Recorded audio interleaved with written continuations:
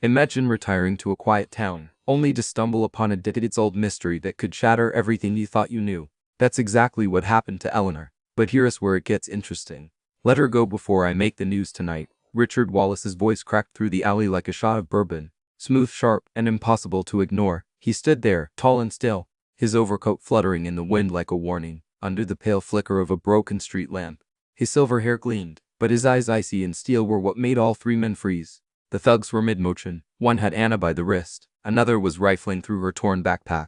The third, a weary man with prison tattoos snaking down his neck, was laughing low. That laugh died instantly when Richard took another step forward.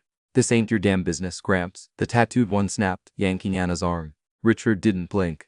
"You just made it mine." Anna, only 6, but old enough to know fear intimately, didn't cry. Her mouth was clammed shut, her legs ridged like stone. Her left shoe was missing. The leader smirked and drew a pistol from his waistband, pointing it lazily in Richard's direction. "Last warning, turn your rich ass around." That's when Richard smiled. It wasn't a warm smile. It was the smile of a man who had absolutely nothing left to lose and had already made peace with hell. "You think I'm scared of a man with a $300 gun and a $3 brain?"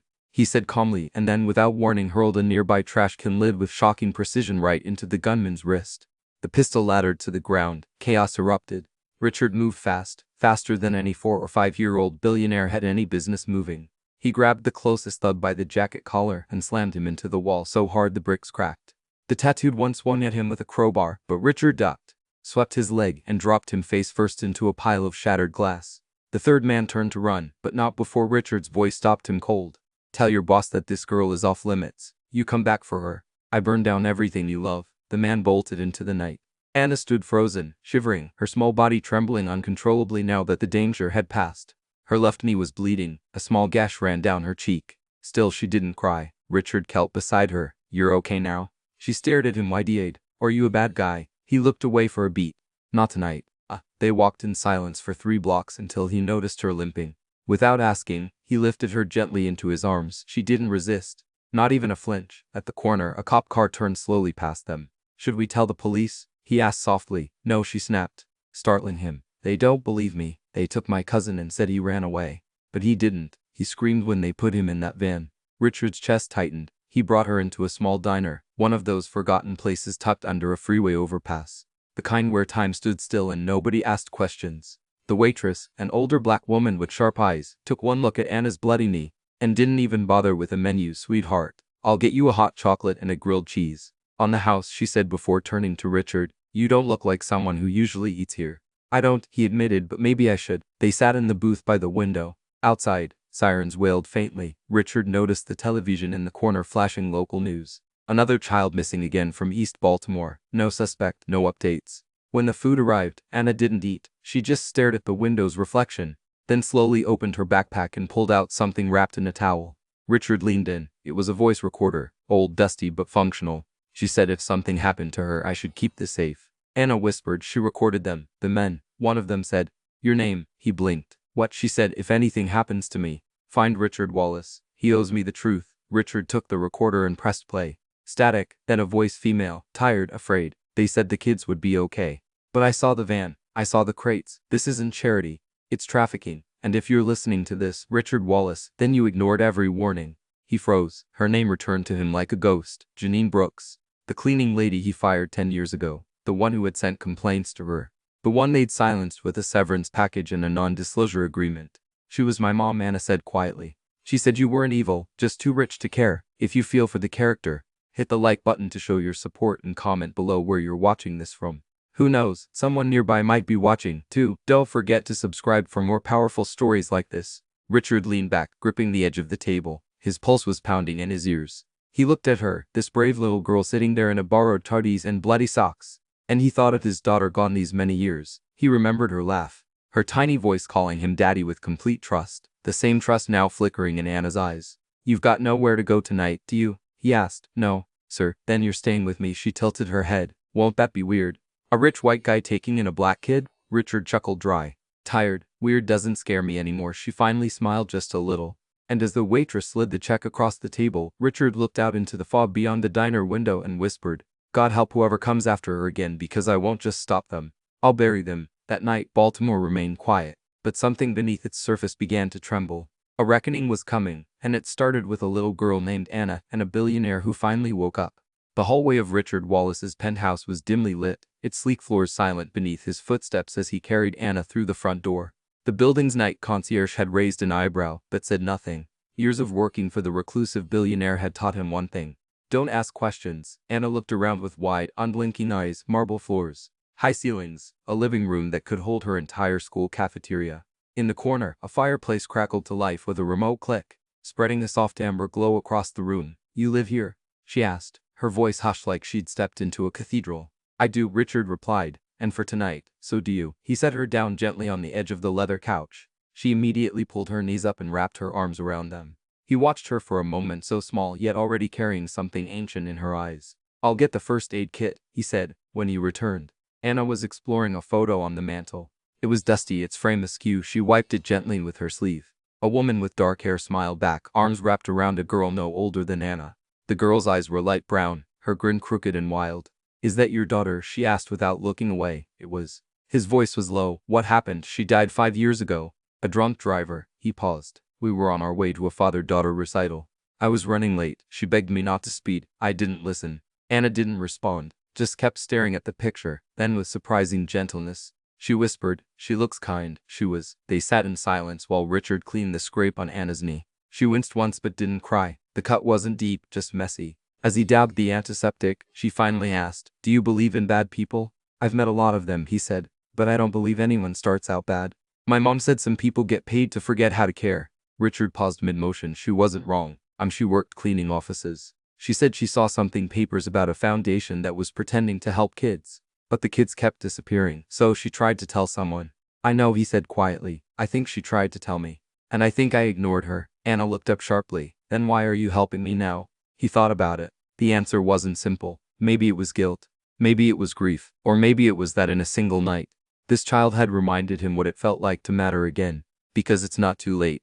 At least I hope it's not." Anna nodded, seeming to accept that. She leaned back on the couch and yawned. "Let's find you a bed," he said. "Come on." He led her to the guest room, a pristine space with fresh linens and thick curtains. She climbed in without a word and curled into the blankets like she hadn't slept in days. As he turned off the light, she called out softly, "Do you snore?" He blinked. "Probably." "Good," she said. "Then I'll know you're still there." He stood in the doorway for a moment longer, then quietly pulled the door halfway shut. In his study, Richard poured a glass of whiskey and sat in front of his laptop. The letter, the voice recording Janine Brooks, had left breadcrumbs, and he was going to follow them. He opened a secure database linked to his old company, Wallace Humanitarian Foundation. The name now felt like a joke. He typed in Jansen's name. Nothing. No termination file, no complaints, no trace. He narrowed his eyes. That's not possible. Digging deeper, he found a list of terminated employees from that year. There she was, Brooks J. Her file was labeled voluntary resignation. But when he clicked, the document was missing. Someone had scrubbed her. He leaned back, jaw clenched. Someone with access. Someone who knew how to bury people quietly. Richard grabbed his phone and dialed. "Who the hell is calling it, Richard?" A groggy voice answered. "Charlie, I need you." "Jesus, it's been years." "You're alive." "I don't have time. I need to know who had access to her archives in 2014. "Why?" "Because someone wiped a file. A woman named Janine Brooks. She warned me about a fake foundation using my name to funnel kids into God knows what." A long pause. "All right, you're serious. I'll look." Richard ended the call and stared at the ceiling. The fire in his gut hadn't been there for years now. It burned like it had been waiting. He looked down at the voice recorder Anna had given him. Pressed play again. "They told me I'd be fired if I didn't shut up.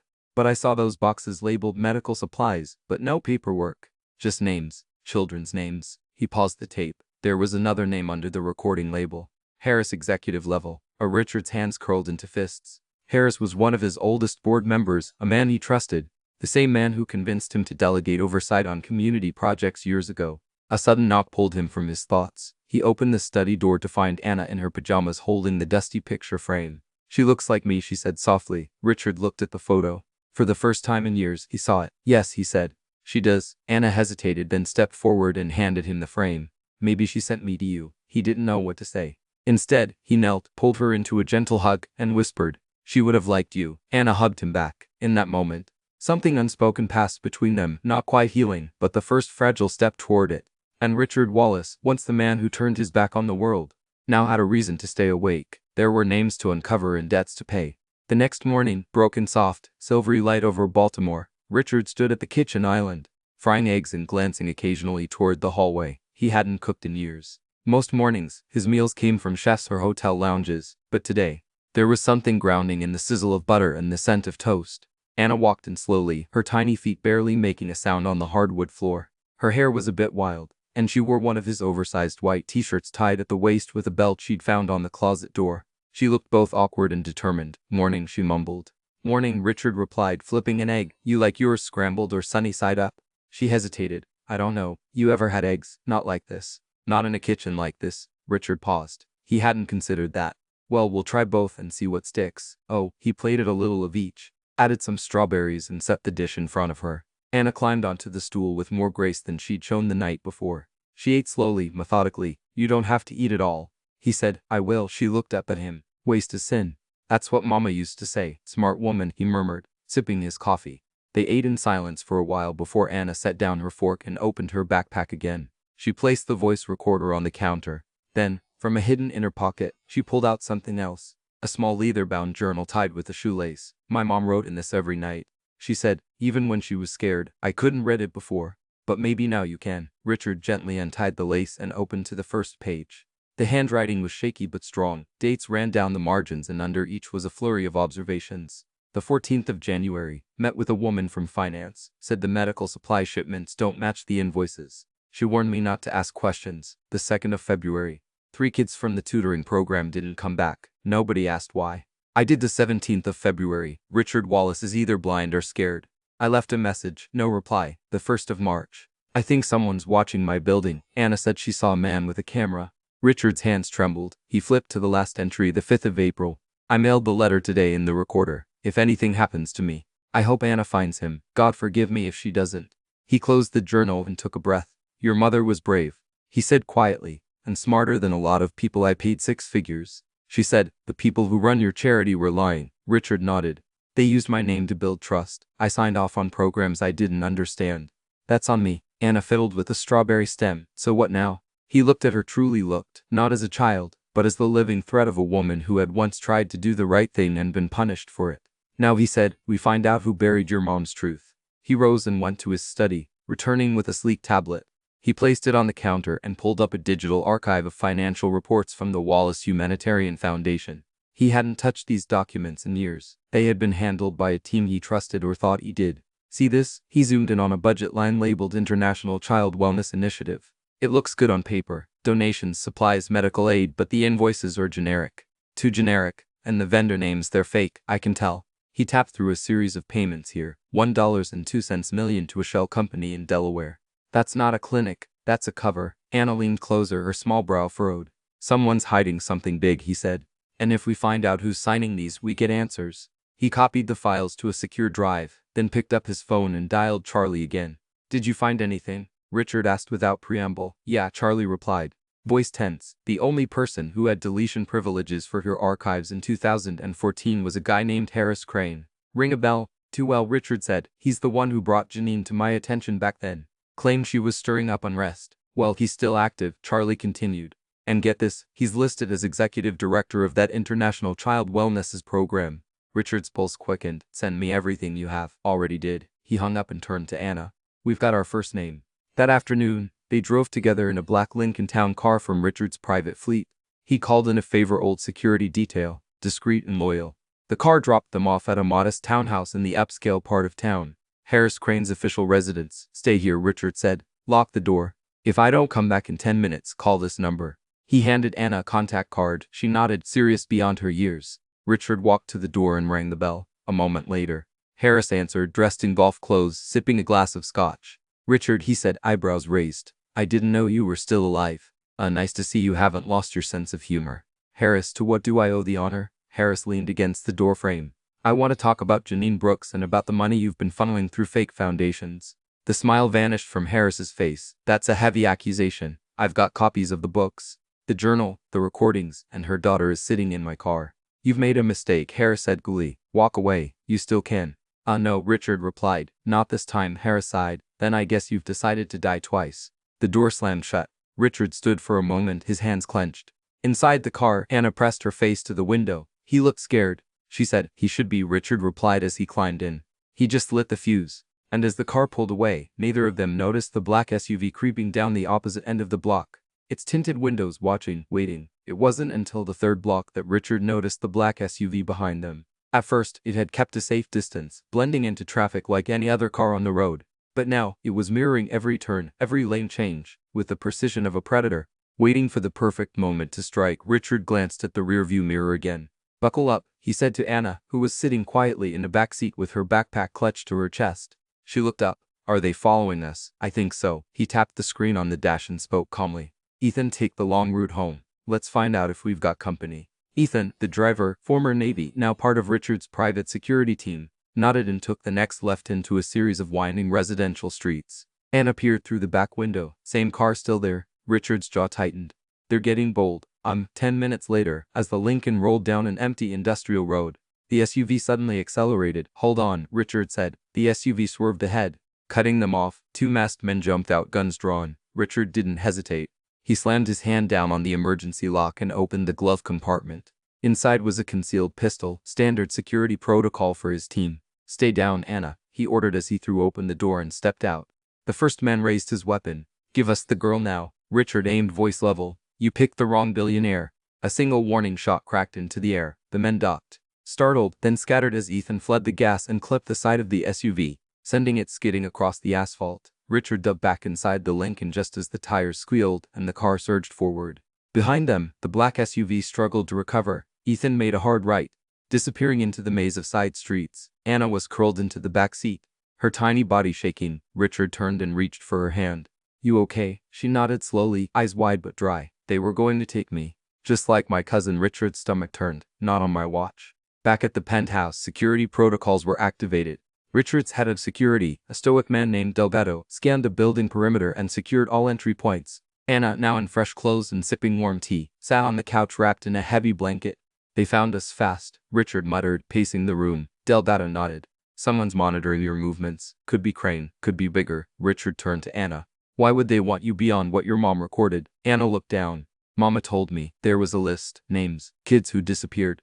And the people behind it knew she had it. Where is it now?" She hesitated, then reached into the inner lining of her backpack and pulled out a torn piece of paper wrapped in plastic. Names, about 30 of them handwritten in blue ink. Next to each name, age, last known location, and a single word. "Gone." Richard read it, heart pounding. "These are children from the Foundation's outreach centers." Anna nodded. "That's what Mama said. They used the centers to find kids who wouldn't be missed." He sat down hard. "My name was on the banner on the brochures."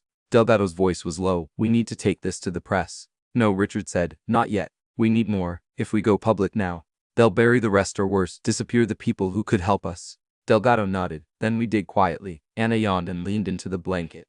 Richard glanced at the clock, nearing midnight. She hadn't had a real night's sleep in days. "I'll take her to bed," he said as he tucked her in. Anna looked up at him. "Will they come back?" "Yes," he said honestly. "But they won't get you, I promise." "Do you keep promises?" she whispered. He hesitated. "I didn't used to, but I'm learning how." She gave him a tired smile. "You talk like Mama." He smiled back. "That might be the nicest thing anyone said to me." Back in his study, Richard pulled out an old photo album, one he hadn't opened in years. Inside were pictures of his daughter, Amelia, at Anna's age. In one photo, she was wearing a homemade crown made of tinfoil, declaring herself queen of the balcony from their high-rise condo. Richard traced the edge of the photo, then looked at Anna's backpack resting on the table. He picked it up. Something rattled inside the front pouch. Unzipping it, he found a USB drive. Plugging it into his laptop, he opened a folder titled Project Halo. Hundreds of documents, spreadsheets, scanned images of IDs, photos of children in clinics, medical records with redacted sections, and one PDF file titled Phase 3 Behavioral Conditioning. Richard clicked it open and recoiled. The document outlined experiments on minor children involving sleep deprivation, isolation, and chemical sedation, all under the guise of rehabilitation. There were signatures. Harris Crane's was one of them. Another was blurred, but the last was his own. He stared at it, stunned. The signature had been scanned, not signed. Forged. They'd been using his identity to authorize torture. His hands trembled with rage. He pulled out his phone, called Charlie again. "I found it," Richard said. "They forged my name. They're experimenting on kids." "Charlie." "Jesus," Charlie whispered. "You need to go to the FBI." "I will. But not yet. I need to know how deep this goes. And I need to make sure Anna's safe. No more mistakes." Charlie hesitated. "You're putting a target on your back." "I know. That's why I need you. I'm in." Richard looked out the window at the dark city skyline. Somewhere out there, more children were waiting, more names on a hidden list. And now he had a reason to fight, not just to clean his name, but to finish what Janine started. To make things right, he walked back to Anna's room. She was asleep, one arm over her teddy bear, the light from the hallway casting soft shadows across her face. He stood there for a long moment, then whispered, "They're going to regret ever touching you." Nah, and he meant it. The following morning arrived cloaked in gray clouds, hanging low over Baltimore like a warning. Richard hadn't slept. He sat at his study desk, the glow of the monitor illuminating his tired face. Before him, the USB drive's contents lay open, page after page of horrifying data collected under the banner of his own name. The experiments described in Project Halo made his stomach churn. These weren't just data points. They were children, forgotten, silenced, used. Anna's mother had uncovered this and died for it. He pulled up one photo from the drive. Children lined up in a medical room. Their faces blurred except for one, a boy, maybe 7, staring dead on into the camera with the kind of hollow gaze only trauma can carve. In the corner of the photo was a clipboard with the facility's name. Black Ridge Institute. Richard searched the name, nothing in the public database. No charity connection, no news reports, but one file buried deep in the metadata of the USB hinted at its location. Black Ridge, West Virginia. He made a note. This was his next stop. A soft knock at the door broke his focus. Anna poked her head in. Her hair was tighter now, brushed back into puffs. She wore one of his oversized sweaters over leggings. Her tiny frame still swallowed by the fabric. "You didn't come out for breakfast." Richard closed the screen quickly, didn't realize the time. She walked over, noticing his tight expression. "Is it bad?" "It's worse than bad." Anna climbed into the armchair across from him, pulling her legs under her. "Mama said truth hurts like a wasp, but it still stings less than a lie." He nodded slowly. "Your mama was wise." They sat in silence for a moment until Anna reached into her backpack again. "I have something else." Richard looked up as she handed him a creased photograph. It was old, its corners worn, edges stained with time. It showed Janine in her work uniform standing beside a man in a lab coat, smiling uneasily. "That's her," Anna said, pointing. "And that's the man she said was dangerous. She called him the quiet doctor." Richard studied the face of the man, mid-40s. White thinning hair, small eyes behind glasses. There was something cold about his smile. On his lab coat, a name tag, Dr. L. Trenton. "I've seen this name before," Richard muttered. "He signed off on supply forms, always marked as medical consultant. But he doesn't show up in the official directories." Anna tilted her head. "Then maybe he's hiding." "Not for long," Richard said, standing. "We're going to find him." Later that day, Richard met with Charlie in an underground parking garage on the edge of town. Charlie was balding now, but his eyes were still sharp behind thick glasses. He handed Richard a manila folder. Background on Dr. Leon Trenton.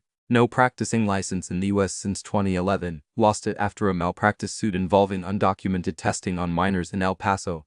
Then he disappeared. I traced some aliases. He's been going by Lawrence Trent in private health circles. Is he still working? Charlie nodded grimly. Looks like he's consulting at a remote rehabilitation clinic. You guessed it. In West Virginia, Black Ridge County. Then that's where I'm headed. Charlie raised a brow. You're not going alone, are you? Richard's jaw clenched. I've got Delgado and one of his men, and I need you monitoring from here. What about the girl? She stays with security here. Triple locked. I'm not taking chances. Charlie handed him a burner phone. Anything happens, call me. We'll get the FBI if we have to. Richard took it. Not yet. If they're bought out like Crane, I need leverage first. Back at the penthouse, Richard found Anna sitting in the living room with Delgado's wife, Rosa, who'd been brought in to help. Rosa was braiding Hannah's hair while humming softly. It reminded Richard of mornings from long ago when his daughter still danced through the house. Anna looked up as he entered. Are you going somewhere? He knelt beside her. I have to. I think I found where they're hiding the truth. I need to see it for myself. Will you come back? He nodded. Of course. She stared at him, searching his face. You promise? I do. No. She reached into her sweater pocket and pulled out a small plastic toy ring. It was pink with a fake ruby that caught the light. This was my mama's. She gave it to me the day before she disappeared. She said it's not real gold, but real love. Anna placed it in his hand. You take it so you don't forget to come back. Richard swallowed hard. I won't. The drive to West Virginia took 6 hours. As the car climbed into the mountain roads, the trees grew denser and the fog thicker. Richard reviewed the Black Ridge facility's address again. It was marked as a behavioral rehabilitation center funded through a partner of the Wallace Foundation. As they pulled up, the place looked deceptively serene. A long driveway, a white building with manicured lawns, and a wooden sign. Black Ridge Wellness Center. Delgado parked a quarter-mile away. You sure about this? I'm going in as myself, Richard said. Let them recognize me. He adjusted his coat, straightened his shoulders, and walked to the front door. A receptionist greeted him with a rehearsed smile. Mr. Wallace, we weren't expecting. That's the idea, Richard interrupted. I'd like a tour of your facility, full transparency. No delays. The woman hesitated, then picked up a phone. Of course. Let me call Dr. Trent. A few minutes later, the same man from the photograph appeared, older now, but unmistakable. His smile was clipped, professional. Mr. Wallace, he said, extending his hand. What a surprise. Richard didn't take it. You've been using my name to cover for a program that's been torturing children. Trenton blinked. That's a serious accusation. I have the documents, the recordings. I've seen the experiments. Trenton's face darkened. Then you should know this goes beyond you. Beyond me. Back away from this. I can't, Richard said coldly. Not anymore, Trenton straightened. You're making a mistake, one you won't walk away from. Richard leaned in. Try me. Behind him, Delgado's voice crackled through the earpiece. Richard, black SUV approaching fast. Same plate as yesterday. Richard didn't flinch. He turned, nodded once to Trenton, and walked out. He had what he came for. Now it was time to bring the world to its knees. The ride back from the Black Ridge Wellness Center was silent. The forested West Virginia hills rolling past the tinted windows like distant ghosts. Richard stared out into the gray horizon, replaying Dr. Trenton's icy smirk and how easily he'd slipped past the veneer of legitimacy. Delgado drove, his face pale but steady, back at the penthouse in Baltimore. Charlie met Richard in the dimly lit study, files spilled across the desk, bank transfers, shell company documents, and a payment trailing from the foundation to Black Ridge and beyond. Charlie pointed at the screen. Harris Crane and Dr. Trenton funneled at least $4.07 million in the last 2 years. Clinics, orphanages, behavioral programs, none of which seemed to exist beyond paperwork. Richard ran a hand through his hair. They created an entire infrastructure, paper walls around real evil. And they used my signature to greenlight it. He lowered his voice. We need to find out who higher up is covering this. Who made it possible? Charlie nodded, pensively. If Crane and Trenton are mid-level operators, we might be dealing with board members, trustees, people with real power. Anna, sitting on the edge of her chair nearby, hugged her knees. They lied using your name, she said softly, but you found the lies. Her words hung in the air, fragile but resolute. Richard looked at her and saw not fear, but strength, a flicker of determination that reminded him of his daughter. He stood, crossing to the large window overlooking the city's skyline. In the morning, we start reaching out, he said. Anonymous tips. Journalists, legal, but tonight I want to hear her voice. He gestured toward Anna. She blinked. My journal. He grabbed it, opened to the last note Janine had written. If he doesn't come, none of it matters. His heart clenched. He cleared his throat. Anna, can you read me something? Whatever you choose. Her voice was small at first, but grew steadier as she read aloud. They think I'm a nobody, but nobody can tell nobody's stories like I can. Even nobody whispers can shake someone who's pretending not to listen. Richard pressed the back of his hand to his mouth. The weight of her words and her mother's love echoed in the quiet room. Later, Anna slipped into her bed while Delgado stood guard outside. Richard lingered in the hallway, hand on the door frame. She looked asleep, clutching her teddy bear. He whispered, I won't stop. Then he closed the door gently. The next morning, he convened a discreet meeting. Charlie dialed in remotely. Delgado coordinated logistics. Richard drafted 2 lists, one of plausible whistleblowers, one of potential threats. They outlined a strategy: secure media coverage, data leaks, and legal infiltration. Slow, careful, deliberate. That afternoon, Richard slipped into the nearby library, public, harmless. He approached the front desk and asked simply for help researching investigative reporters who'd covered institutional abuse. A librarian suggested a name: Marisol Vega, an independent reporter known for exposing nonprofit corruption. Leaving the library, Richard felt something shift. He clenched the USB drive in his pocket. Janine's voice on it wasn't just evidence, it was a trigger. Back home, he and Charlie compared notes. Marisol's contacts intersected with a lawyer specializing in child advocacy. They had a potential ally, Delgado and Turret exhaling. We picked up chatter. The black SUV appeared again outside the Mausoleum district. Just sat there for 15 minutes. Then left. His gaze met Richard's. They're watching, and they're not acting alone. Richard didn't flinch. He traced the building lights across the skyline with steady fingers. They're scrambling, he said. Good. Let them know I'm awake. That evening, he sat with Hannah at the dining table over grilled cheese and milk. Quiet but tender. Thank you, he said softly, for helping me remember how to fight. She looked up with sleepy eyes. Mama says you're like paper. You hold everything: pain, love, memory, and people keep writing lies on you. But paper never breaks. It just holds on. He swallowed. That's one of the bravest things I've ever heard. She yawned. Good night. He tucked her and kissed her forehead. Sweet dreams. He left her room and paused in the hallway mirror, tracing the jet black streaks in his hair, the tired set of his shoulders. But his eyes were alive, bright with purpose. Tomorrow, the public would hear Jansen's whispers, and the hidden darkness that had used children, and his name would quake in the light. In that moment, a reluctant guardian affirmed his purpose, a beacon in the gathering storm. Richard stared at his phone, the names and numbers of potential allies glowing softly on the screen. Marisol Vega, the reporter with a reputation for digging deep, and an advocacy lawyer named Elaine Carter, whose work defending children had earned national attention. The pieces were falling into place, but the walls were still closing in. That morning Richard woke early.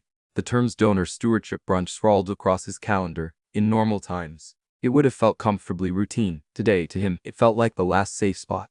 He flicked on the coffee maker, the hiss of brewing beans echoing through the penthouse kitchen. Anna patted in, her hair tamed into neat bows. "I made oatmeal," she said. Richard smiled. Perfect timing. They ate quietly, flanked by news stories already shifting tone from missing children investigation ongoing to go private billionaire at center of inquiry. "Are they talking about me?" Anna asked softly. "Only because you're smart," Richard replied. She nodded, eyes unwavering. "Mama always said lies can't hold up under words." He gave her a gentle squeeze and led her to the guest room. Once assured she was curled under fresh blankets, he leaned over and whispered, "I'll be back before night." She met his gaze, trust shining bright. "Bring me back home," he nodded. At 9 o'clock a.m., he entered the posh hall of the donor brunch. Wealth linked in crystal glasses, people greeted him with practiced smiles. Unaware of the crucible he was forging in the shadows, he approached Marisol Vega, who was in conversation with a peer executive from a local nonprofit. Her brown eyes, sharp and curious, fixed on Richard as he approached. "Miss Vega, may I speak with you?" he asked quietly. She assessed him, then nodded. In private, they slipped away to a small side alcove. Richard introduced himself. Marisol listened, her face calm, her attention total. "I have evidence, documents, recordings, names, children hurt in the name of fake charities. I need your voice." She studied him. "This is terrifying," she said softly. "My work has cost me careers." "I'm in," he exhaled. "There's a lawyer, Elaine Carter, who can help get us legal access. I'll call her next." Richard met Elaine Carter at a discotheque cafe downtown.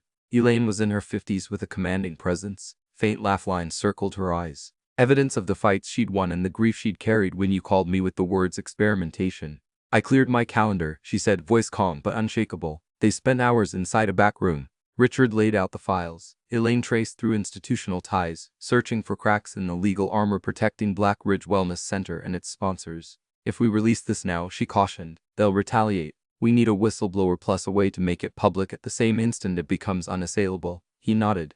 "That's why Marisol, she runs long for podcasts. We leak to her and analyze vulnerabilities simultaneously." She tapped notes on her tablet. "I'll reach out to an ethics committee contact in the Senate.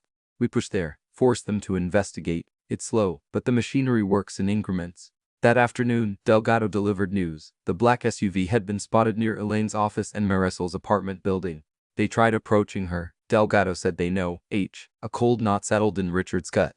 "Then we accelerate." He returned to his study. Anna was there coloring quietly. He knelt beside her. "I may need you to be brave again." She looked up, crayon in hand. "I'm always brave." He hugged her. "I have a plan. You're safe here tonight." Night fell with a crackle of tension. Over dinner, Richard let the conversation drift to bedtime stories. Anna yawned halfway through The Wizard of Oz. "Yellow brick road," she mumbled. "Bit like life, Nyan. Strange journey. You just got to keep walking." "Exactly," Richard whispered, after tucking her in. He and Susan Delgado, his security chief's wife, reviewed their communications. Susan had established a secure line for whistleblowers. A single text came in after midnight. "Dr. Trent is due for rotation at Black Ridge tonight. He attends in person." It was from one of Richard's insiders. Richard's heart pounded. He texted back. "Understood. Plan in motion." He turned off the light and paused in the hallway. No SUV outside, no shadows gliding past windows, only the hum of the city, unaware. And Richard Wallace, once a man lost in grief, now stood in a battleground he'd never asked for, ready to walk the yellow brick road back home if home meant justice. Richard parked his car just a block away from Marisol Vega's apartment building. The late afternoon light fell golden across the sidewalks of East Baltimore, giving the city a momentary breath of grace before darkness fell. He glanced at the burner phone in his hand. Elaine was waiting for him at the cafe. Marisol would join them here. He unlocked the door and descended the stairs. Inside the cafe, the air smelled of roasted espresso and the soft hum of afternoon chatter. Elaine Carter stood up when she saw him, her posture firm, eyes unwavering. "You're looking more determined by the day," she said quietly. He nodded and motioned toward an empty table. Marisol arrived moments later, arriving with pages in her hand, notes, story outlines, potential contact lists. They sat, the three of them, a quiet force against a sprawling conspiracy. "We've arranged for sensitive documents to be transferred to a secure server," Elaine began. "At the same time, your outlet," she turned to Marisol, "will run first publication online at exactly 6 p.m. tomorrow." Simultaneously, a whistleblower from inside the foundation contacts the Senate Ethics Committee. Marisol's voice was precise. I can script the segment. Voices of silence. Children in the dark. Bring in interview excerpts from Anna's mother's recordings. Your LSUB files, your journal entries. We will leave no room for denial. Richard felt the weight of what they were doing press against him, a mix of dread, justice, and the hunger to atone. He glanced at Marisol, then Elaine. Let's do it. He drove home with a new sense of purpose. Anna was waiting at the dining room table, coloring with Rosa. Her eyes lit up when she saw him. I drew a big sun, she said, pointing. Because it's bright tomorrow. His throat tightened. Yes, tomorrow is a brighter day. They ate dinner in half darkness, candlelight flickering silently. It felt sacred. When Anna went to bed, Richard closed the door gently and exhaled. The future had just begun to shift. He opened his laptop. Elaine had sent confirmation that the whistleblower, a former accounting clerk at the foundation, had agreed to testify. The email included encrypted calls and times. A Senate aide had agreed to hold the files waiting, set for release as soon as Marisol's story dropped. Around midnight, Delgado nudged the blinds apart. The street was empty, no SUV. Still a fragile calm in Richard's study. The three of them worked in tandem. Marisol's voice reciting script, Elaine marking legal notes, Richard tapping into secure channels. At 1 o'clock a.m., Richard read aloud, "We are not powerless. We are the witnesses and we can speak. Amen to that." Marisol murmured. A morning dawned hazy and cool. Chicago-style autumn had arrived early in Baltimore. Gray skies, crisp leaves. Richard walked Anna to school while to a community learning program. It was safe. They held hands. She squeezed his fingers at his office. After Elaine phoned, all systems go. Statement from Ethics Committee confirmed. Congressional panel wants oversight. Publication at 6. Richard pinched the bridge of his nose. Let them come. I'm at 6 o'clock p.m. Marisol's podcast won't live on every major platform. Richard sat with Elaine and Delgado, huddled around the laptop. Anna's mother's voice filled the room. This is not charity. This is trafficking children. And I'm scared to tell Richard Wallace the truth. Images of spreadsheets, clinic logos, and the gone list flashed on screen.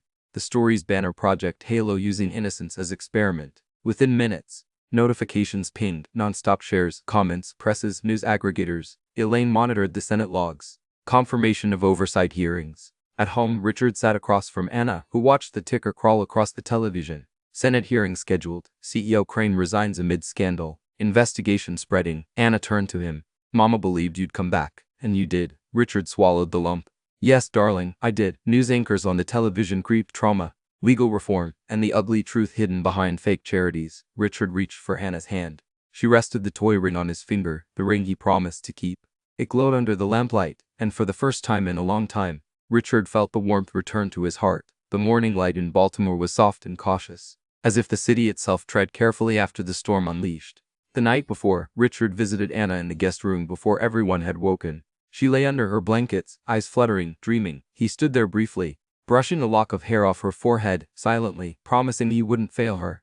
By midday, the pulse in the city had shifted. News alerts lit up Richard's screen. Senate Ethics Committee calls for urgent inquiry. Senator Grassley and Warren back stronger whistleblower protection bill. The headlines hinted at the ripples now spreading outward, suggesting real change could follow. Richard exhaled. This was progress, but the enemy was still waking up. He met quietly with Elaine and Charlie in the secure study. Elaine nodded toward a folder. The Ethics Committee just confirmed they'll hold a hearing in 2 weeks. She said, "We need our internal sources ready, and we need press coverage in tandem with subpoenas." Marisol's voice crackled in. "My team is prepping follow-up pieces. We'll spotlight Black Ridge stories and the human faces behind those names." Richard leaned back. Let the story grow. Make it impossible to ignore. Across town, anonymous tips began flooding local news outlets. By afternoon, stories were breaking across platforms from the Baltimore Banner, Maryland's robust investigative newsroom, to other community outlets. One report featured augmented audio of Jensen's recorded words. Another brought up the disappearance list. And another called out discrepancies in financial filings tied to the foundation. The city's heartbeat accelerated. Late afternoon, Richard took Anna and Rosa to a quiet park. She ran on damp grass, clutching the toy ring on her finger. She called back, "You're doing good things." He smiled, his chest tight. She had no idea how far his conscience had been dragged down, how much he had lost, but her words told him redemption wasn't impossible. Back at the penthouse, Delgado reported they had digital footprints, attempts to access Ila's email and Marisol's systems from a masked IP address traced back to Black Ridge's server. The enemy was retaliating. Richard closed his eyes. In war, bridges are burned quickly. Now they were being built. That evening, the three of them, Richard, Elaine, Marisol, held a live-streamed update on the truth they'd uncovered. Behind them, images of angry faces, of spreadsheets, of Anna's mother's handwritings flickered. People watched, shared, wept. Comments poured. Justice at last. Thank you for speaking. What happens next? The city responded in real time. That night, Richard tucked Anna in. She hugged him tight. You fought the dark today. He kissed her forehead. And tomorrow we shine brighter in his study. He opened the news feed again. More outlets, local and national, picked up the story. Ethics calls, executive resignations, talk of criminal investigations. Richard leaned back in his chair and let the weight of the moment settle. This was just the beginning. Morning broke over Baltimore with a pale drizzle, as though the city wept for what had been uncovered and for what still needed to be healed. Richard woke before dawn again, slipping out of bed to check messages. The Senate Ethics Committee had confirmed that Crane and Trenton had been subpoenaed. FBI agents were requesting interviews, and the Maryland Attorney General had quietly opened a preliminary investigation. The walls were closing in fast, and they were built on lies. He found Hannah asleep in the guest room, curled up next to her teddy bear. The toy ring still glowed faintly on her finger. He brushed a lock of hair from her forehead, longing welling inside him before slipping out to begin the day's orchestration. In the study, Elaine was already seated, poring over new documents. Charlie sat across from her, headphones on, listening for any signs of intrusion. Richard joined them, offering black coffee that smelled of hope. The subpoenas are real, Elaine said without looking up. They begin interviews tomorrow morning. We need to ensure our witnesses are secure and protected by law. Richard stood, pushing his chair back. We'll move Anna to the safe house today. She's in the inherent danger zone. Charlie shut his laptop and nodded. Security tightened. Delgado is organizing transit. Marisol arrived with her recorder, breathless. I've lined up interviews with families, mothers, grandmothers who lost kids under the guise of these programs. Their voices will carry the weight no spreadsheet ever could. And Richard looked at her. Grateful, thank you.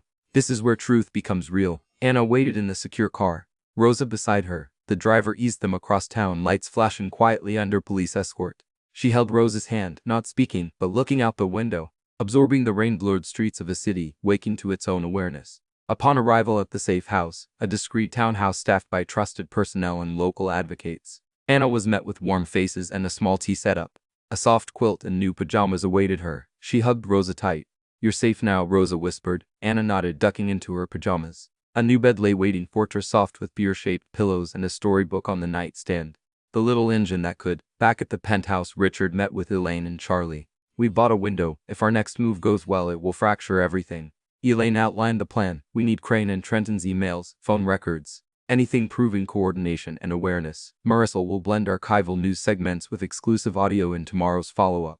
Simultaneously, the ethics panel will call hearings within days. Charlie watched the screens. Digital forensics are running on Crane's devices. If any incriminating evidence remains, it'll surface soon. Richard nodded. I want the public to see the real power structure behind this. The people who sat silent while children were used. Just past noon, Marisol and her video team arrived at the penthouse. Cameras and lights were set in the study. Richard sat opposite her, gravitas and fatigue in equal measure. He looked into the lens, eyes unwavering. This isn't about me, he said. This is about every child who was silenced by corruption masquerading as charity. Those who believed my name would protect them. I failed that trust. But I am making it right. Marisol's microphone captured every word around them. Charts and snippets from Chansen's journal were displayed behind their backs, lending clarity to his confession. At the end of the recording, Marisol said, and Anna is safe, because of justice in the dark. Richard left the set exhausted, but a spark of something conviction burned in him. Outside, national outlets had started amplifying the story. The movement was growing. Later that evening, Delgado called. Crane has been arrested. Trenton's office was searched, phone seized, forensics active. Richard closed his eyes. The dominoes were falling. He walked to the safe house to check on Anna. She greeted him with wide eyes and a relieved smile as he stepped inside quietly. Papa, she said softly, holding the toy ring. You did it. He scooped her into a hug. She snuggled into him. We did it. He corrected. Together she looked up at him. Promise we'll keep fighting for them. He kissed her temple. Always. That night, back in his study, Richard stared at Jansen's journal open to the last page. Her handwriting wobbled. If he doesn't come, none of it matters. He closed it gently. A silent vow sealed between the past and present. In the quiet hush of the penthouse, Baltimore breathed and justice whispered back. Late afternoon, sunlight filtered through the tall windows of the U.S. District Courthouse in downtown Baltimore, casting long angular shadows across polished floors. Richard sat quietly in the gallery, flanked by Elaine and Delgado. He wore a dark suit. No brooch, no display of power, just a man willing to stand and testify. Outside, the corridor was crowded. Reporters, cameras, and a wave of public anticipation hovered near the entrance to the courtroom. Inside, a hush settled as the door cracked open. Harris Crane, escorted in handcuffs, face pale but defiant, Dr. Trenton, escorted as well. His gaze calculating as ever, Richard's heart pounded. He approached the witness stand when called. Pausing to steady himself, voices recorded, documents shown, evidence painstakingly laid out. But when he began to speak, my name was used to sanction atrocities. I failed to listen until a child's voice shattered my silence. The room shifted. His voice didn't tremble. It carried regret, guilt, strength, and unspoken commitment. There were moments when Anna's face flickered in his mind. The toy ring, her simple trust. He cleared his throat and continued. This wasn't about defense. It was about accountability, he concluded. I am here not out of shame.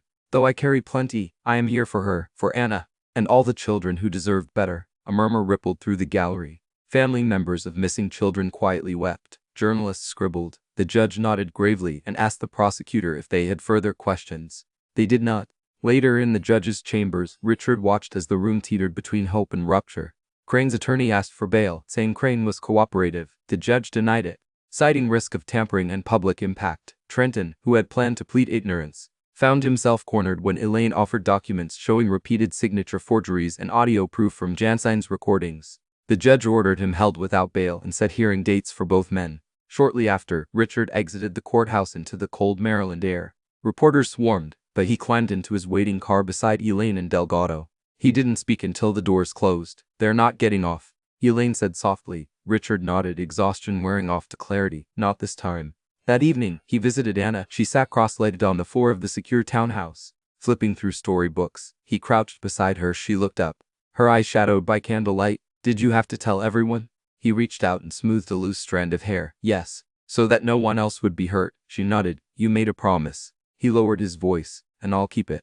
They read quietly together until she drifted off. He watched for a moment, then kissed her gently on the forehead. Back at home, his phone buzzed. Elaine's final email for the day. The Senate Ethics Committee had fast-tracked legislation to protect whistleblowers and require independent audits for all nonprofits. The movement he'd started was not merely rumor, it was becoming law. Richard exhaled. He sat at his desk, Jansen's journal open. He placed the toy ring beside it. A bond between lost mother and saved daughter, between memory and justice. Tomorrow would bring hearings, depositions, perhaps more revelations. But here, beneath the hush of the night, Richard Wallace, once broken, once silent, felt something whole. At his side, Anna in his heart, purpose restored. The winter sun crept low over Baltimore, turning the city's skyline a muted rose. Richard stepped into a new world in the courthouse's hearing room. One not of confessions, but of consequence. He had been asked to join the newly formed Oversight Board for Nonprofit Child Welfare Standards, part of the Senate Ethics Committee's mandate. His name, once tarnished, now carried a purpose. He turned toward a long mahogany table arranged with committee members, Senate aides, child advocates, legal counsel, and parents of survivors. Elaine stood nearby, offering a supportive nod while Marisol prepared her notes for documentation. The atmosphere was formal yet gentle, a far cry from the chaos of the courtroom. Richard swallowed, then approached his seat. His voice was steady as he opened the meeting. My testimony yesterday wasn't the end, it's the beginning. He began laying out recommendations. Mandatory transparency audits for all foundations serving minors, state and national registry for programs involving children, raw seed with licensing databases, whistleblower protections legally guaranteed with safe channels modeled after Jacob's Law, independent oversight for nonprofit operations connected to child welfare, chaired by someone with lived experience, not political ties. One senator, a gray-haired man with kind eyes, leaned forward. Mr. Wallace, your perspective is unique. You were both part of the problem and now part of the solution. Why step forward now? Richard nodded, taking a breath. Because a child's trust is in my hands now. I can't lose it again. He glanced at Elaine, then at Marisol, faces that had stood unwavering beside him, then at a tiny photo of Anna taped to his folder, her sleeping, worried face preserved in a moment of innocence. Another board member, a child protection attorney, quietly added, we must pass state-level versions. Maryland already has tougher penalties under the Child Victims Act, and sweeping reform under federal Protect reauthorization is coming.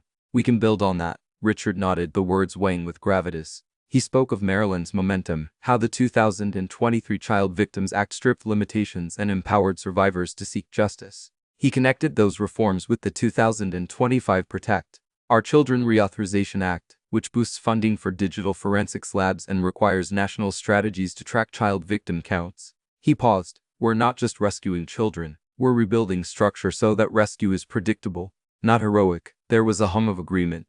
Later that afternoon, Richard left the hearing building and walked to a nearby community center built during the Wallace Foundation's early years. He had reserved the room for a listening session for families affected by Black Ridge and similar operations. Children and elders gathered on folding chairs. Survivors and caregivers spoke of scars, of stolen years, of the longing to be seen. Richard sat in the front row, not as a host, but as a man listening. When a mother spoke of her missing son, he had a laugh like the sun. Richard felt each syllable of grief like hot coals in his chest. He bowed his head. Afterward, he stood before the group, words careful, and waited. I failed your children by not listening sooner. I stand here to fix that. The room was still. Then, quietly, a grandmother rose and placed a hand on his shoulder. We forgive if justice is kept. That evening, he returned home. The penthouse still warm, but not as comforting. He found Anna waiting with Rosa at the window, watching snowfall land on street lamps like careless confetti. Missed you, she said, breath misting the glass. Hay smiled. I missed you more. They made hot cocoa. Anna stirred marshmallows, small hands twitching. You know, she said softly, Mama always said power is nothing unless it protects the small. Richard felt something shift deep inside, a phoenix inside the ashes of loss. Later, he sat before his fireplace, journal open. Jansine's final words hovered. If he doesn't come, none of it matters. He added a note in his own hand beneath hers. I came and I'll stay. He closed the journal and looked at the toy ring resting on the hearth. By morning, hearings would continue, laws would be drafted, and more voices would be heard. But tonight, in the quiet glow of justice reborn, he had a chair at the table, not just as a man redeemed, but as a guardian reshaping a broken system. Snow fell heavier that morning, coating Baltimore in fragile white. Pikes whispered against frost, and the city moved with the careful hush of a world not yet awakened. Richard made his way down the courthouse steps again, this time steeling himself for something more dangerous than testimony. They called it a site visit to Blackidge, now a point of federal and state oversight. He felt as though he were re-entering the belly of a beast. He arrived with Elaine Delgado and 2 child welfare experts. They entered under armed escort, the long drive from the penthouse filled with tension thick enough to taste. Anna warily watched from the penthouse's living room as Richard left. Clutching the toy ring, Rosa knelt beside her and squeezed her shoulder. He'll come back, she said. At Black Ridge, they were met by federal agents and representatives from the Maryland Attorney General's office. The facade, the manicured lawns, the white columns made the building seem institutional, even benevolent. But behind that veneer lay the machinery of cruelty. Agents lead the team through corridors lined with sterile plastic chairs and medical posters. Bulbs flickered overhead. A scent of antiseptic and something sharp fear itself lingered in the air. At one point, a door cracked open, a padded room with visible scratch marks on the walls. A bench bolted to the floor. They passed quickly, but the image burned into Richard's mind. An investigator found a concealed entrance, a maintenance hatch behind a bookshelf in the administration office. Inside were makeshift holding rooms, cuts, scratch dates on the wood, tape holding up a child's half-drawn heart, one wall red in crayon. Help me. A single child's sneaker lay in a corner size too small. Richard's breath caught. Agents directed the team upstairs to an archive room. There they found ledger books, scanned reports, and photographs showing children forced into patterns of behavioral tests. One archive folder labeled Phase 4 Evaluation contained tear-stained pages with ink circles around names and notes like increased sedation, necessary and non-compliant behavior reset. Even the agents' faces up horror. Elaine knelt beside a ledger. These aren't rehabilitation records, they're trials. Trials on children who didn't know their names were worth fighting for. Richard's jaw clenched. He fought the memory of Anna's face when she'd handed him that list name scrawled in blue ink. Each a life stolen or threatened. They continued deeper into the complex. The overhead PA system crackled to life unexpectedly. A child's voice began to hum a lullaby. It was tiny and broken, barely the notes of Twinkle, Twinkle, Little Star. Agents moved fast, following the sound down a hall. They found a locked door and pried it open. Inside a small room, 2 children curled into each other. They were pale, their hair thin, the edges of their eyes missing the reflection of hope. One whispered faintly when Richard knelt next to them. Are you safe? He nodded. We're getting you out. The rescue team moved in, guiding the children out into daylight. Outside, snow drifted silent, covering tracks and wiping the world in fragile white forgiveness. Richard stood, looking at the children being led in safety. That ache in his chest was now tempered with something fierce. Resolve. Justice wasn't enough. He had to make sure this never happened again. Back at the secure command center, investigators processed the evidence. Walls were broken open, cameras dismantled, logs erased.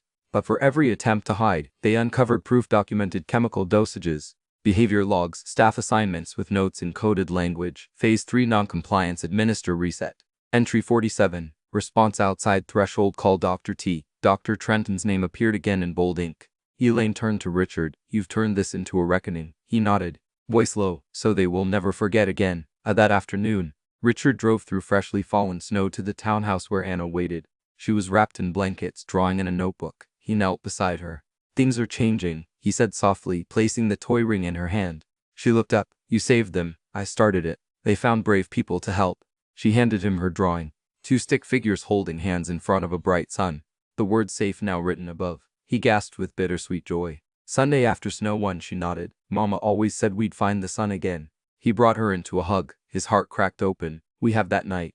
News channels were alight. Footage of the rescued children emerging from Black Ridge. Legal documents filing charges. International outrage simmering. Calls for systemic reform. Headlines blazed. Hell inside a clinic. Children rescued from rehabilitation dungeon.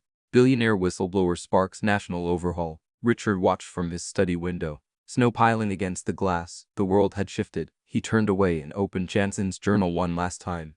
The last entry was blank. He stared at it. Silence, offering both mourning and promise. He picked up his pen and wrote across the page. "We saw the dark. We are now its memory." He closed the journal and looked out once more at the snow-glazed city and the glimmer of a brighter tomorrow. Baltimore wore a quiet tension the day Richard returned home. The air was bitter with winter, but beneath it lay the heat of unrelenting accountability. His phone buzzed with messages, headline after headline. Maryland lawmakers cut abuse lawsuit payout, state bracing for $3.4 billion liability. State Supreme Court upholds child abuse law eliminating time limits. As he pushed open the front door, he found Anna at the kitchen table stacking colored pencils with serious precision. "Newsflash," he asked, setting down his coat. She looked up. "They're making the law weaker," he sighed. "They're afraid of money. But truth isn't money. It's blood, what was taken and what's returned." She nodded, heavy beyond her years. Later that afternoon, Marisol dialed in for a live interview on a national talk show. Elaine joined from a television studio prepared with legal insights. Richard watched from the penthouse, lines of stress around his eyes softening under the glow of purpose. Marisol's voice filled the room. Public hearings triggered real fallout. Laws changed overnight, caps on survivors' claims. But where's accountability in retreat? Elaine leaned in. "This is a political pivot, not justice. Survivors paid the price of fiscal fear." Richard took over softly. "Survivor protection can't cost less than truth." The segment trended swiftly. Viewers reacted outraged, unsatisfied, demanding more. That evening, Richard gathered with Elaine, Charlie, and Rosa in the study. "We need to push back," he said. "Legislation can be amended. We must secure a proper survivors fund and keep the statute of limitations lifted permanently." Elaine agreed. "There's precedent. Maryland's Original Child Victims Act removed all limits on civil claims and recognized institutional liability. We can use that to fight." Charlie added, "Whistleblower protections nationwide or advancing. Grassley and Warren Sec reform strengthens protections, and Grassley's new AI whistleblower bill shows momentum isn't fading." Richard nodded. "We built a wave. Let's make it tsunami." In the following days, Richard appeared at rallies, legal rounds, and community forums. He listened as survivors recounted wounds and resilience. Every story echoed Jansen's final plea, and every voice made the system tremble. Anna accompanied him once, standing beside her guardian, holding a sign painted with her own hand. "Safety is not optional." She stared resolute, the ring he gave still bright on her finger. On social media, hashtags like #Child Victims Act, #Caps on Justice, #Whistleblower Rights spread nationwide. Grassley's name trended alongside Warren's as whistleblower legislation gained broader support. Weeks later, at a sunrise meeting in a reverent courtroom, state legislators listened to Richard's testimony. He said, "Justice for survivors isn't a budgetary footnote, it's a civic imperative. If we cap compensation, we cap their journey toward healing. If we roll back protections, we let silence win." And he watched lawmakers react as he quoted Maryland's Supreme Court decision upholding survivors' rights and shared data from ongoing abuse lawsuits filed under the new law, thousands across institutions and juvenile facilities. There was quiet power in his words, and afterward a senator whispered to his aide, "We fight for truth first, not expedience." That night Richard carried Anna to her room. Her hair was tangled. She yawned after another long day. "Papa," she said, sleep drifting in her voice, "do you think they'll make it right?" He pulled her close. "We won't let them forget, not ever." She snuggled into his chest. "You held their names." He kissed her temple. "And I always will." In his study, Richard opened Jansen's journal one last time. He wrote beneath her final entry, "We told their names. We won't bury them again." Snow fell outside, silent and unyielding. Inside, justice bled into every corner. Bright as dawn, snowflakes drifted down in quiet clusters over Baltimore, blanketing the streets in hush. Yet inside Richard Wallace's penthouse, tension crackled like static. He stood at the window, watching flickers of red and blue from police cruisers and unmarked FBI cars that now patrolled the building facade. The battle had moved from courtroom to street, and it was far from over. A knock on the study door broke the moment. It was Marisol. Her expression grave as she closed the door behind her. "Congress just released a press statement," She said they've scheduled a joint session hearing House and Senate to address the systemic failures exposed by Black Ridge and related cases. Richard nodded, the weight of it settling in. It's coming to Washington. Later that afternoon, he sat before a crowded hearing room in the Capitol's Visitors Center. Chairs were filled with survivors and family members, their faces reflecting raw pain, quiet resolve, and cautious hope. Cameras lined the walls. The buzz of urgent purpose filled the air.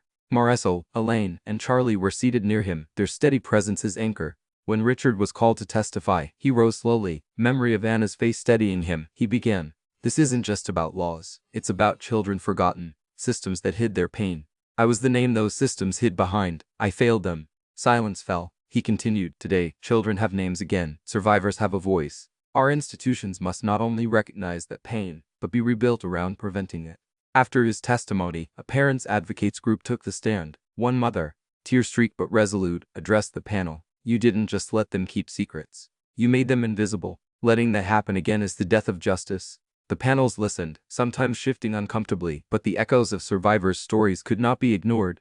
Later that day, outside the hearing center, fans of Richard's cause, journalists, activists, survivors rallied. Many held signs, protect our innocence. No more silence. Justice isn't a budget line. Anna was there too, standing beside Susan Delgado. She gripped her toy ring, her small voice asking, are they listening? Richard knelt to her eye level. Yes, darling, they will. That evening, he convened with Elaine and Charlie in the study. Screens displayed live feeds, lawmakers tweeting support, advocacy groups trending, whistleblower coalitions rallying behind protections inspired by their fight. Elaine glanced at him. This hearing could enact a national shift. Whistleblower shield laws are gaining traction. Grassley's FBI bill looks promising. And the SEC reform is on the docket for final committee review. Richard nodded. We turned the lens outward. Our fight now has to lift others. Not just one truth, but system-wide accountability. Night at the penthouse felt mercifully still. Richard found Anna curled up on the couch watching local news. Her eyes were focused as anchors described mounting pressure on institutions to release settlements, fund survivors, and undergo third-party audits. They're doing the right thing, she said quietly. He pulled her close. Not all of them yet. But the tide is turning. She looked up, even when it's hard. He kissed her forehead, especially when it's hard, just before dawn. His phone buzzed with a final email from Elaine. House and Senate panels agreed to fast-track the whistleblower protection reform as part of the child abuse oversight mandate. Die support confirmed. Richard exhaled, feeling the first real lift behind his chest in months. A broad future lay ahead, one where silenced voices had power, broken systems could repair, and a little girl's trust was reborn. He opened Jensen's journal, final entry, and wrote, now it's not just about me. It's about everyone who speaks when none will listen. Snow drifted softly outside. And inside, a ripple of justice pulsed new life across the horizon. The first robin of spring arrived quietly in Baltimore, landing on the frosted windowsill of Richard Wallace's study. Outside, crocuses peeked through thawing grass, small yet bold, a symbol of renewal. Inside, it was time for beginnings born from endings. He sat at his desk. Janine Brooks's old journal spread open before him. The ink had faded where she'd written her final words. If he doesn't come, none of it matters. Now he was keeping that promise daily. There was a soft knock on the door. Anna slipped inside, clutching an envelope. The school had arranged for her to write a letter to the person who changed her life. Just a gesture, but one she'd insisted on completing herself. She handed the envelope to him with a shy smile. Can you read it? She asked. He nodded, careful not to linger. Inside, the handwriting wavered but was clear. Dear Mr. Wallace, thank you for saving me. Thank you for listening. I was scared and small, and you gave me a safe place. I still see your old home when I close my eyes. Now I dream of somewhere sunny. Love, Anna. He smelled the crayon and hope in her message, his throat constricted. He willed himself to read without the tremor catching his voice. Anna, he said, voice thick. This is the most beautiful letter I've ever received. She hugged him, burying her face in his chest. You meant what you said. You'll always stay. He stroked her hair. And I always will. Soon after the new Survivors Fund bill, officially titled the Justice for Children Act, was introduced in Congress, transparency mandates, survivors' first right of refusal protocols, increased funding for grief counseling, and unrestricted compensation limits comprised it. Richard and Elaine collaborated behind the scenes with advocates and legal staff to ensure the bill honored their hard-fought principles.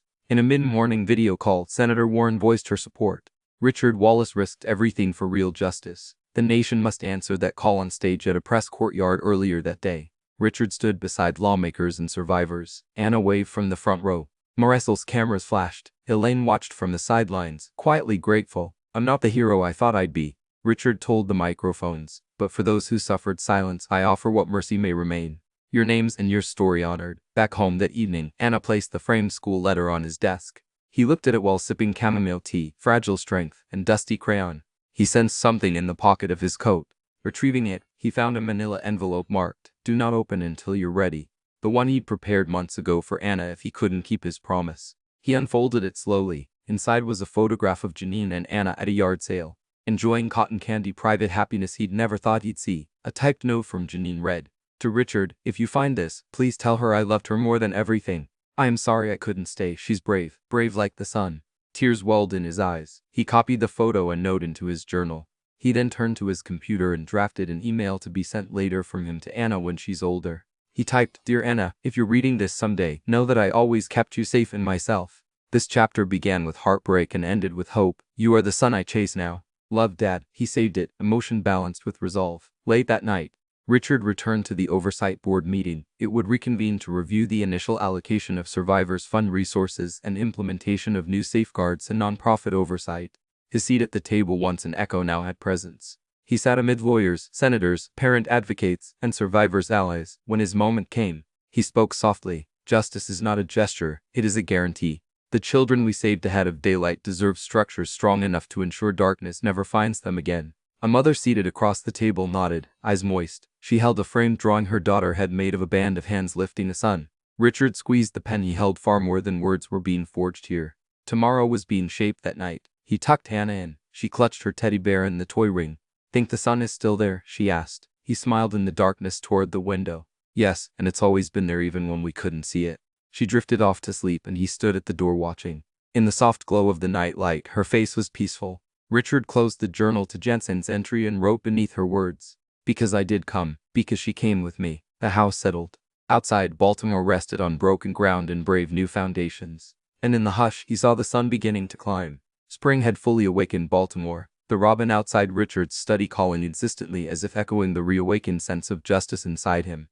The city felt reborn, even as the remnants of winter clung to the corners of the streets. Richard and Elaine arrived at the state capitol where the Judiciary Committee was set to discuss sweeping Survivor Fund allocations and adjustments to the Child Victims Act. He carried Jensen's journal and Anna's crayon letter in his coat, his missions tangible in the pages. The hearing room was hushed.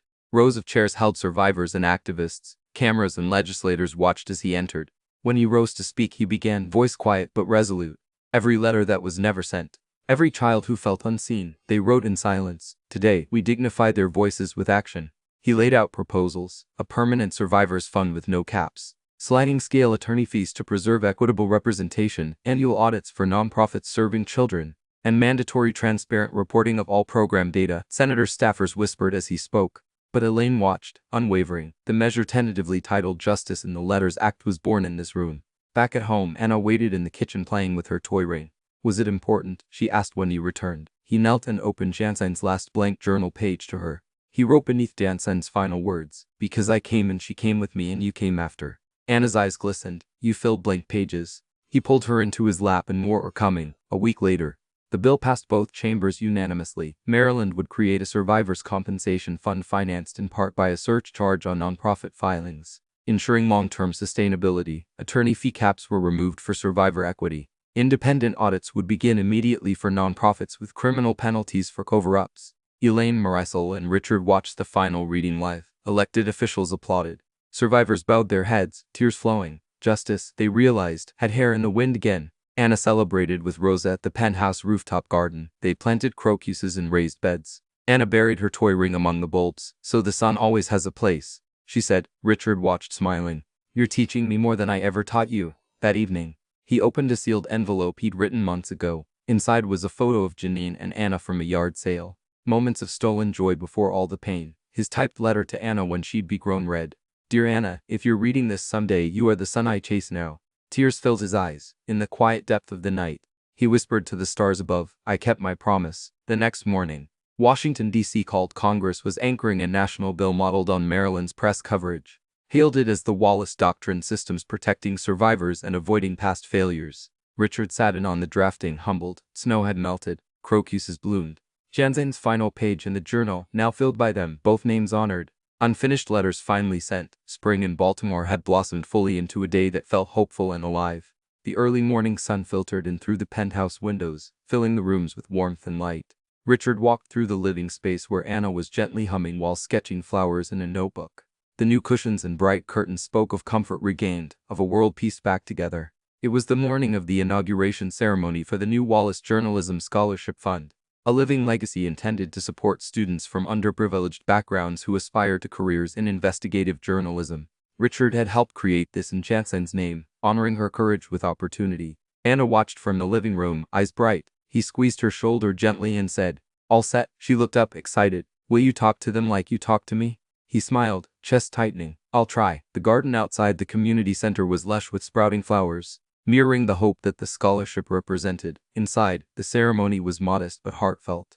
Recipients sat in rows, high schoolers from East Baltimore schools, first-generation immigrants, black and brown youth whose voices were often choked beneath institutional apathy. Elaine, Marisol, and Rosa watched from the front pew. Richard stood at the podium, clearing his throat. "Today, we honor letters that were never sent," he began. "Letters of truth, rage, fear, and hope frozen on paper, waiting for voices big enough to lift them. This fund is for those voices and for the truth they carry." He looked over at Anna, now standing beside the awardees. She nodded, the toy ring shining on her finger. He continued, "Journalism that holds power accountable, that makes hidden stories unignorable. This is how we keep darkness at bay." Janine tried to write that truth, but she was silenced. "So now you write it." Applause washed over him, tentative at first, then unwavering. After the ceremony, Richard walked outside with Anna in the courtyard. A gentle breeze carried young laughter and birdsong, something he feared he'd forgotten. "Did I do good today?" she asked, kicking at a stray blossom. "You did more than good," he replied. "You carry Jensen's light." Anna looked up. "Does everyone get to carry letters?" he thought. "Only if they are brave enough to let them be read." That evening, back at home, Richard sat in his study. The journal lay open for the final time. The last page that had once been empty, now held clean, ruled lines filled with his words. He had left space for the day Anna might write in it, her own letter to the future. He set the pen down, closing the book. On his desk lay the crayon letter and the never-sent photo now reframed in his office. A message of bridging past to future. He walked into Anna's room. She lay curled up, the scrapbook of her day rattled against her, her breathing even and soft, dreaming perhaps of future letters she would write. He laid a hand on her shoulder. "Sleep well, my son." She muttered in sleep. "Never stop sending." He smiled. In that whisper, the promise of tomorrow rang clear. On the rooftop garden, he placed a new small plaque among the crocuses. In memory of Janine Brooks, her voice delayed, not destroyed. Snowdrops peered through damp soil beneath it. A symbol of fragile survival, of stories beginning again. Richard lingered at the edge, looking out toward the city. Baltimore pulsed softly below houses, schools, streets alive with laughter and conversation. Somewhere, survivors were telling their stories. Somewhere, systems were beginning to change for good. He whispered into the gentle wind, "Thank you, Mama. I finally sent the letters you never could." And far above, the sky stretched wide as if in return. The story reminds us that justice isn't just found in courtrooms or headlines. It's in the quiet courage of those who speak up when silence is safer. It teaches us that healing begins when we listen to voices long ignored, and that real change requires not only truth, but action. Through Richard's journey and Anna's resilience, we learn that one person's decision to care deeply can ignite a movement, restore dignity, and give voice to the forgotten. In the end, the most powerful letters are the ones we finally find the courage to